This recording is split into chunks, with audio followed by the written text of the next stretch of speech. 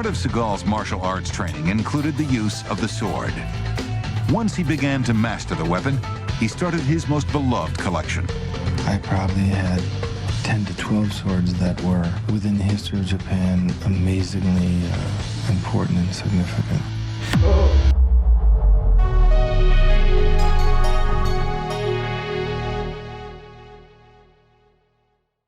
Hey guys, in this interview with Sensei Elliot Freeman, Steven Seagal's most senior student, we are going to find out a little bit more about Steven Seagal's sword collecting history and how and why he's such an expert in Japanese sword. I have some of the best swords in the world.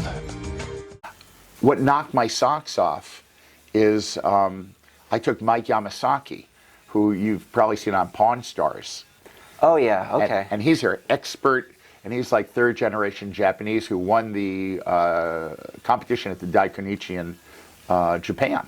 And 25 swords, you have to kind of look at them and decide what they are, with the handles not being able to be seen. Sure. And he can, you know, he's the best in the world, which is the first time that a non-Japanese person won the competition in 1,000 years. Wow. So Japanese were very surprised, to say the least. Yeah, sure. And I bring him into Sensei's house, and he had one of the great blades from Muramasa. There are two great samurai sword makers in history. One was Masamune, which we've seen in the Highlander movie. That was his. They got the age wrong, but they got the name right. Okay. And then Muramasa was the other one who also made blades for the losing side of the battle at Sekigahara in late 1500s, 1600s was a changeover. So I've been collecting my whole life since I started kendo at 15 or so. He pulls out this blade, and Mike is looking at him, wondering if he knows what he's looking at. And all of a sudden, Sensei looked up to him and did something that I can't do after 50 years of. He said, "Is this what I think it is?" Without taking the handle off, without looking at the signature on it. Sure. He knew it was a Muramasa blade. Wow. And Mike said, "Yeah, it is." And he's like, "Is it for sale?" You know?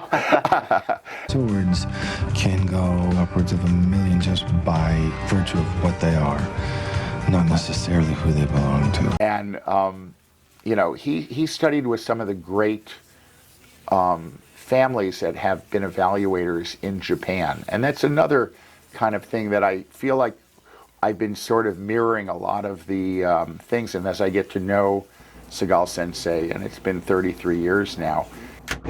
As I'm pulling, I can either pull this out and I cut my own arm, or what we kind of work on is as you come to swing at me, you cut your own arm. So if I come here, you can cut my arm. Yeah. But a lot of the Aikido, we talked about Aikido, that they do it to themselves. And I still feel like the student, and I still give the respect that is due. Here you have a sword that's almost 1,000 years old, and it feels, I can't even feel the weight in my hand. I feel like a feather. The balance is that good. But he blows my mind sometimes. Yeah, he's definitely in contention for one of the most interesting people in the world, in my opinion. To us, it's like looking at Picasso or Rembrandt, but these are older. And I wish YouTube would spend some time, maybe, if you want to say something, if you really feel like you have to say something. I have to respect that you look at the facts, you look at the history, and you tell the truth out there rather than trying to make, really statements that not only no one wants to hear, but they're just completely myth.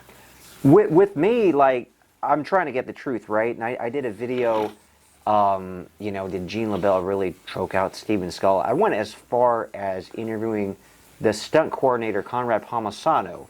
Oh, really? Yes, and also Wow. a stuntman, Stephen Lambert, one of two stuntmen Right. who was there. And there was one other one, I forget the name off the top of my head. I could never get in contact with them. But basically, I got people who were really there. Right. Whereas there's so many videos on YouTube where you have somebody retelling the story. It's like you were never there, you're retelling it from somebody who told you, from somebody who told them, from somebody who told them, and it's just like, by that point, come on, you know, like, I'm getting real witnesses telling the truth to lay that rumor to rest once and for all, at least. So I'm actually trying to do something good on YouTube. I've heard so many rumors, and people just take advantage of things. And, you know, gentle giant of a man that has a broad intellect and a broad sense of just knowing what the world is and wanting to really taste it.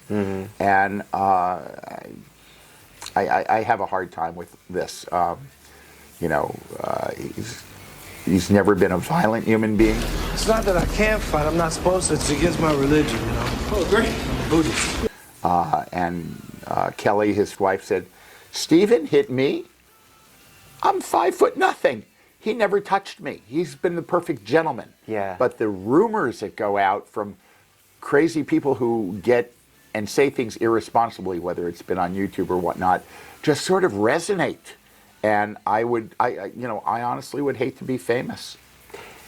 Yeah, it's got to be rough. There's pros and a lot of cons that come with it, and you know, he's, like we mentioned, been very unfairly treated, unfortunately. But I even did a series again. I'm trying to offset some of that negativity. His passion for swords began in the country where he sought enlightenment, Japan. When these sword masters made a sword, they didn't eat for sometimes weeks. They fasted, they prayed, they went inside the katana kaji, and they made something that was supposed to be exemplary of their own spiritual quest.